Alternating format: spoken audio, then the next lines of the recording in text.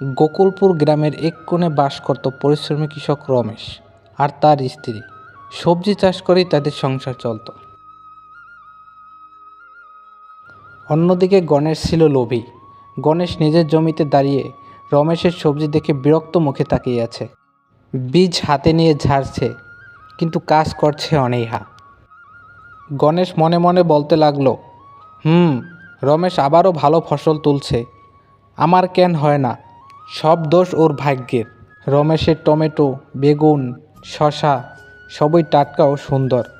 ক্রেতারা এসে রমেশের ফসল কিনছে। গণেশ দূর থেকে দাঁড়িয়ে হিংসা মাখা চোখে দেখতেছে। ওর ফসল যদি নষ্ট হয়ে যেত তাহলে সব গ্রাহক আমার কাছে আসত। রাতের অন্ধকারে গণেশ হাতে এক বোতল ফসল নষ্ট করা ঔষধ নিয়ে চুপি চুপি রমেশের জমির দিকে যাচ্ছে। এমন সময় শ্যামল দাদু দূর থেকে দেখে ফেলে। এই রাতে ও গণেশ রমেশের জমিতে কি করছে? এবার দেখব কার ফসল ভালো হয়।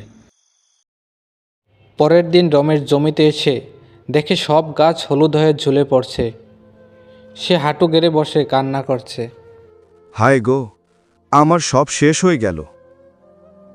কি রে রমেশ, এ কি হাল তোদের ফসলে? দাদু, কেউ আমার সর্বনাশ করে গেল, সব শেষ হয়ে গেল।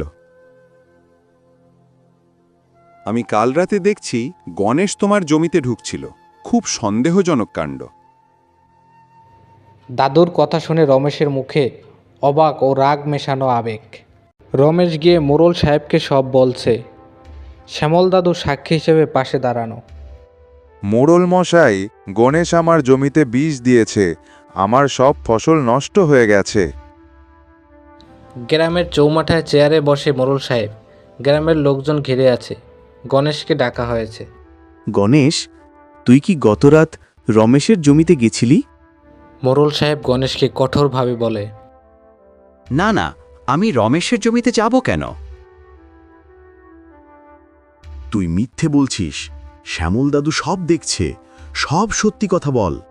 মোড়ল মশাই, আমি ভুল করছি, আমি রমেশের জমিতে বিষ দিয়েছি, আমাকে মাফ করে দিন।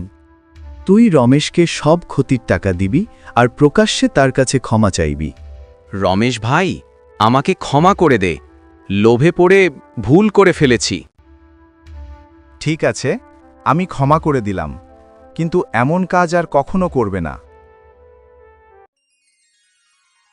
লোভ সবসময় মানুষকে ভুল পথে নিয়ে যায়, কিন্তু সত্য শেষ পর্যন্ত জিতে যায়।